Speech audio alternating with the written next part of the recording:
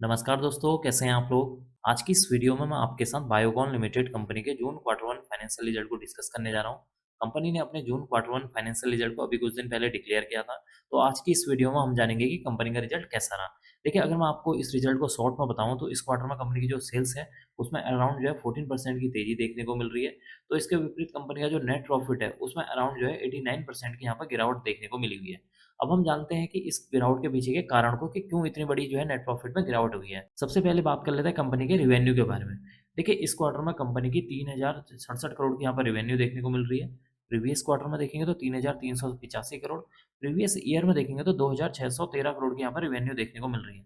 इसका मतलब कि जब आप कंपनी के रिवेन्यू को year on year wise compare करते हैं तो इस क्वार्टर में कंपनी की जो सेल्स या रिवेन्यू है उसमें अराउंड 14.83% की यहाँ पर जंप देखने को मिल रही है, जो कि इसके लिए एक पॉजिटिव पॉइंट है। डिस्कस कर लेते हैं कंपनी के यहाँ पर अदर इनकम के बारे में। इस क्वार्टर में कंपनी की जो अदर इनकम है 79 करोड़ है, प्रीवियस क्वार्टर में 36 करोड़। प्रीवियस ईयर में अगर आप देखेंगे तो यहाँ पर 1134 करोड़ की यहाँ पर आपको अदर इनकम देखने को मिली हुई है। इसी अदर इनकम की वजह से कंपनी का जो नेट प्रॉफिट है उसमें गिरावट देखने को मिली हुई है। तो जैसा हमने देखा कि कंपनी की जो अदर इनकम है 79 करोड़ है इस क्वार्टर में, प्रीवियस क्वार्टर में 36 करोड़ थी और प्रीवियस ईयर में देखेंगे तो 1134 करोड़ की यहाँ पर अदर इनकम देखने को मिली हुई है। अब हम डिस्कस कर लेते हैं कंपनी के एक्सपेंसेस यानी कि खर्चों के बारे में कि इस क्वार्टर में कंपनी के खर्चे कितने हुए हैं। इस क्वार्टर में कंपनी ने 3,924 करोड़ के खर्चे किए हैं, प्रीवियस क्वार्टर में 3,987 करोड़। प्रीवियस ईयर में देखेंगे तो 3,453 करोड़ के कंपनी के खर्चे हुए हैं। इसका मतलब कि एक तरफ कंपनी के अगर रिवेन्यू में जंप देखने को मिल रहा है तो दूसरी तरफ कंपनी के जो एक्सपेंसेस हैं वो भी यहाँ पर बढ़ते हुए नजर आ रहे हैं। डिस्कस कर लेते हैं कंपनी के प्रॉफिट बिफोर टैक्स के बारे में।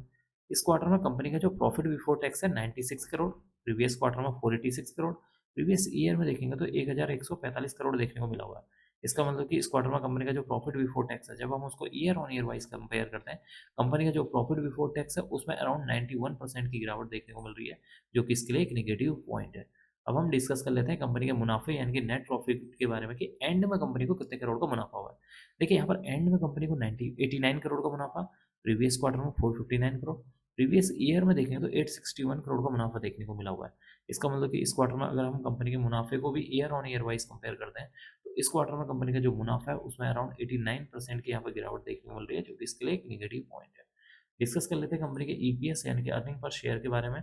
इस क्वार्टर में कंपनी का जो ईपीएस है वो 26 पैसे है, प्रीवियस क्वार्टर में 2 रुपये 87 पैसे, प्रीवियस ईयर में देखेंगे तो 5 रुपये 51 पैसे देखने को मिला हुआ है।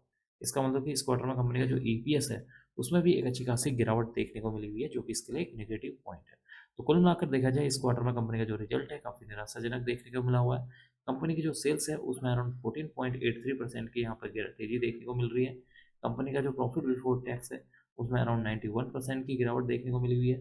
कंपनी का जो नेट प्रॉफिट यानी कि मुनाफा है उसमें 89% की यहाँ पर गिरावट देखने को मिल रही है। अब मैं इस वीडियो को यहीं पर एंड करूँगा। उम्मीद करता हूँ कि आपको यह वीडियो पसंद आई होगी। अगर आपको यह वीडियो पसंद आई तो please like share and subscribe करना ना भूलें। Thank you.